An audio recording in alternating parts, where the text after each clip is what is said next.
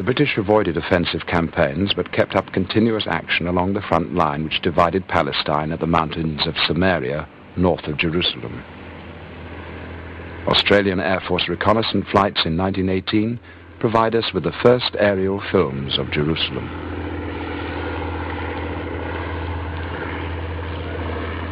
A remarkable event was then taking place in Aqaba, on the shores of the Red Sea.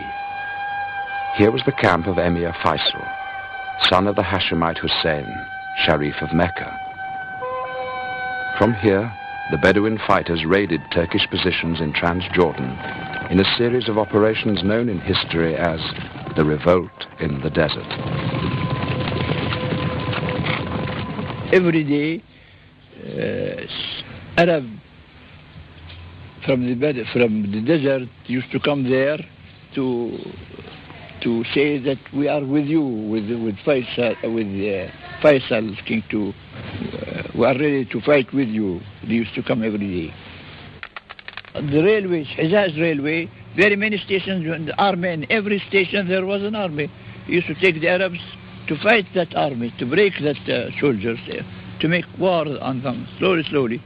The living spirit and virtual commander of these raids was a young British archaeologist, Thomas Edward Lawrence, who would later attain international renown as Lawrence of Arabia. Tales of the revolt in the desert would spread throughout Europe and America like a modern version of the Arabian Nights. The Hashemite family was the only Arab body which cooperated with Britain in the First World War. In return, they sought to re-establish a pan-Arab kingdom throughout the Middle East.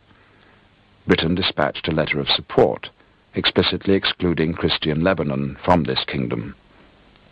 Reference to Palestine, however, was somewhat ambiguous.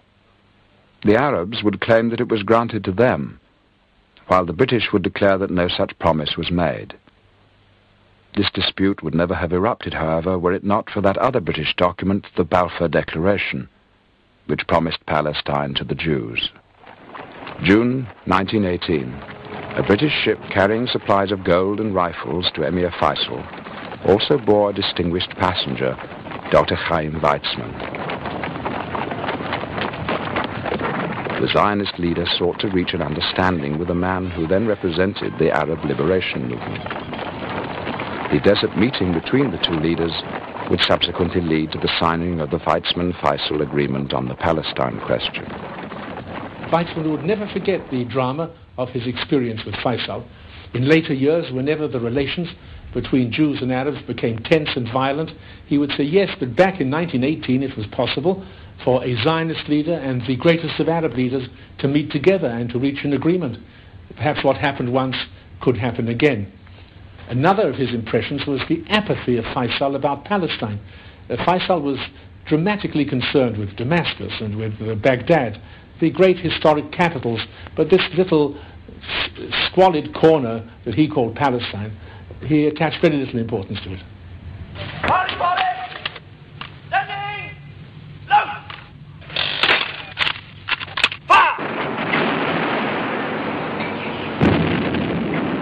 On September 19, 1918, the war in Palestine flared up.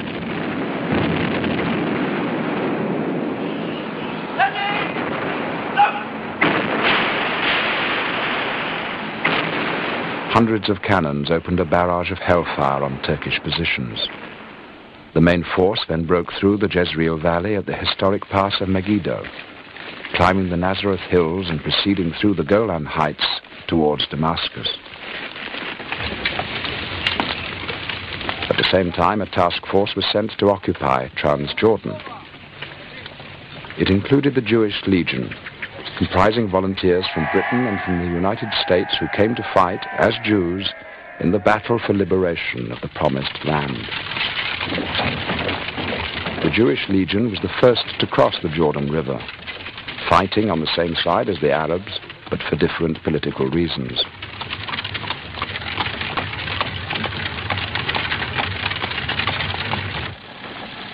The immediate Turkish surrender in Transjordan opened the road northward to Syria. This was the finest hour for the Arabs. Faisal and Lawrence rushed to Damascus. Allenby ordered the rest of his troops to halt at the outskirts of the city, allowing the Arabs the privilege of entering Damascus first. Damascus, historic capital of Syria and cradle of modern Arab nationalism, welcomed Faisal enthusiastically. Cries of "Long live Faisal" and "Long live Lawrence," that is Lawrence, could be heard everywhere. People were happy. Men and women gathered on the rooftops. Faisal passed through the Al-Hamadiyya marketplace, from which the road leads to the Umayyad mosque. People were pleased, hoping that they would be granted an Arab state, as they were promised before the war broke out. A state to be ruled by Faisal. News of the establishment of military rule in Damascus, headed by Emir Faisal, made a great impression on the Arabs of Palestine. Suddenly realizing that Syria was about to achieve independence while Palestine was promised to the Jews by the Balfour Declaration, the Arabs awakened and began political activity. They declared that Palestine was an inseparable part of Syria. From then on, they referred to the land as southern Syria, rather than Palestine. The Arab national feeling in Palestine was part of the Arab national feeling in the rest of the Arab area, Arab Middle East. Yes, Palestine was part of the Asham, or the Asham meaning, the whole of Syria, northern, southern Syria, and so on. This division between Palestine, Syria, Transjordan, Lebanon, and so on came about because France and Britain and Russia at one time, before the Bolshevik resolution, wanted to have spheres of influence. But to us, we at least thought that we were a part of one people and one country, and this is how we wanted it to be. In November 1918, Germany surrendered to the Allies. The First World War came to an end. Millions received the news with outbursts of joy.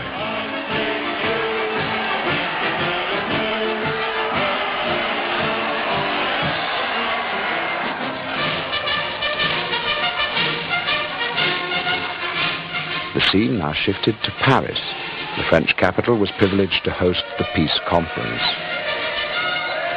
The eyes of the entire world were turned towards this city, which was celebrating victory. The atmosphere was saturated with great hope.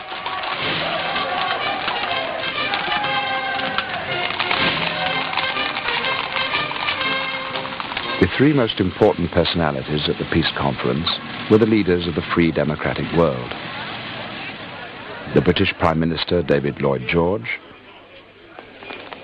the 80-year-old Prime Minister of France, Georges Clemenceau, and the person who was firmly resolved to ensure the right of self-determination for all nations, the President of the United States, Woodrow Wilson.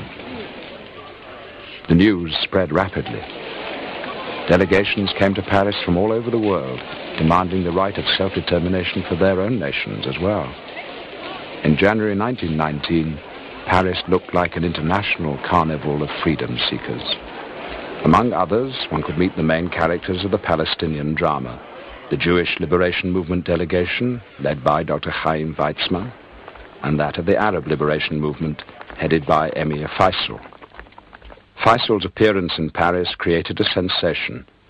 His regal bearing, the aura of the revolt in the desert, and the participation of the legendary Lawrence himself in his delegation all made a great impression on the media. To improve his political standing, Faisal conferred with Weizmann and signed an agreement of cooperation with him, relinquishing his claim to Palestine and consenting that it be granted to the Jews. Faisal did not sign this document wholeheartedly.